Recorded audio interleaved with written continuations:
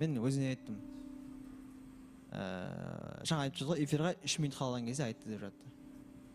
Мен кешетінде негізі талпынғам, мен шынымен айта алмадым ше. Дай осы жерден қоя салайық, тоқтата салайық деп. Өйткені мен өзімді басқа адам ретінде сезініп жүрмін. Және де өткен қателігін қайталап жатқан сияқты сезініп жатырмын өзімді. Деп айтқым келді. Кешетінде жаздым және Назерке деп. Оған дейін мен вообще жазбадым, шынымды айтайын ба.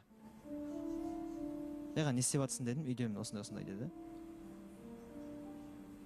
Және де кеше негізі ол маған біраз уақыт бұрын айтып жүрді. Мен көшейін деп жаттым 29 күн деп айтып жүрді. Біраз уақыт бұрын. Сонымен кеше мен бармадым. Қазір эфирде жанына жақындаған жоқпын. Себебі мен өз-өзімді құрметсіз адам ретінде сезініп жүрдім да, сол кезде. Назеркенің жанында. Әрине мен ол кезде Назеркені кешірдім, мен шынымды айтайын.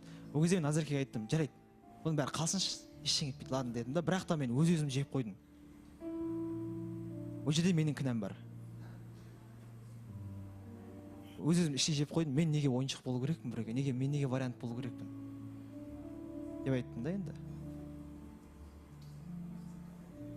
Және де одан кейін Назерке айтып жатты, еркек істеу керек, еркек істейді.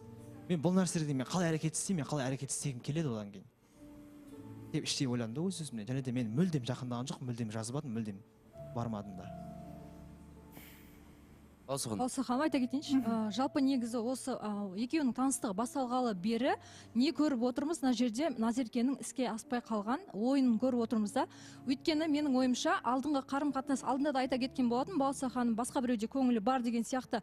Соған қарағанда басқа алдыңғы жігітінде көңілі бар болды, бірақ та ол жігіт Назеркені тастап кеткеннен кейін, бәлкім, Бекзат айтып салайын, мен өз ойымды, пікірімді айта салайын, жай ғана. Жоқ, емес, сұрағым бар саған, өтініш. Мен Назеркені сұрайым. Шолпан неге ондай ойда? Неге Назеркенің басқа адам бар деп айтады деп әуел бастан сұрап келе жатырмын. Әуел бастан. Шолпанға айтайыншы, сен білесің бұл нәрселерді? Және сен неге уверенно айтып жүрсің осы уақытқа дейін оның басқа адам бар екенін? Өйткені енді Бекзат біріншіден мен жасым 35-те, екіншіден мен уже қыз болғандықтан қыздың мінезін, қыздың қарым-қатынаста қандай болатынын өзіміз де білеміз ғой. Сондықтан да адамның ощущение, состояниесіне де қарай білеміз. Жаңа сөзімді бөліп тастадым ғой, енді айтайын дегенім, мына жерде сол жігітті толық жібермегендіктен, және де сол жігітті қызғандыру мақсатында сені пайдаланды ма деп ойлап жүрмін да.